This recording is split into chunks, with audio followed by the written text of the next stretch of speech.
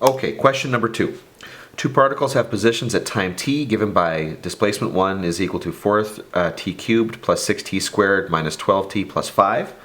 And displacement 2 is equal to 2t cubed plus 30t squared minus 84t minus 40. Okay. Find their accelerations at the instant that their velocities are equal. Okay, ultimately our goal is acceleration, but we got to start with where their velocities are equal. So we're going to start with velocity 1. We're going to take the derivative of the first displacement function there. So it's going to be 12t squared plus 12t minus 12. Got to love that. Okay. And then the second velocity here, take the derivative, is going to be 6t squared plus 60t minus 84. And not quite so pretty, but that's okay. Now our first goal here is to figure out when their velocities are equal. So we just set those two equal to each other. Okay, so 6t squared plus 60t minus 84. I'm lazy, so I'm going to move everything over to whichever side is going to give me the positive quadratic term. So I'm going to bring the right side over. That's going to get me 6t squared minus 48t plus 72 is equal to 0 when I bring those terms over. And I notice right away that all three of those are divisible by 6. So I'm going to divide everything through by 6.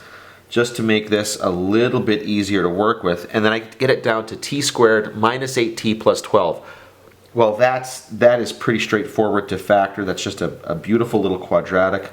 So t minus 6, t minus 2 is equal to 0. So it means this occurs when when t is either equal to 6 or 2, or 2 and 6. I'll write those in the correct order.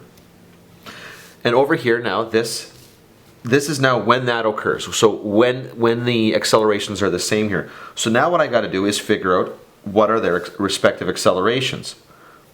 So the acceleration is going to be the derivative of velocity. So this is going to be 24t plus 12 for the first one. Okay. The next one, I go back over here. That is going to give me 12t plus 60. And now this is just calculator work. Okay, so we're going to take the first one. The first acceleration evaluated at 2 seconds is going to be 60. The first one evaluated at 6 seconds is 156. The second function, acceleration function evaluated at 2 seconds is 84. And the second function evaluated at 6 seconds will be 132. There's really no units given here, so I mean we might assume that this is meters per second squared, but anyway, those are the values that you need.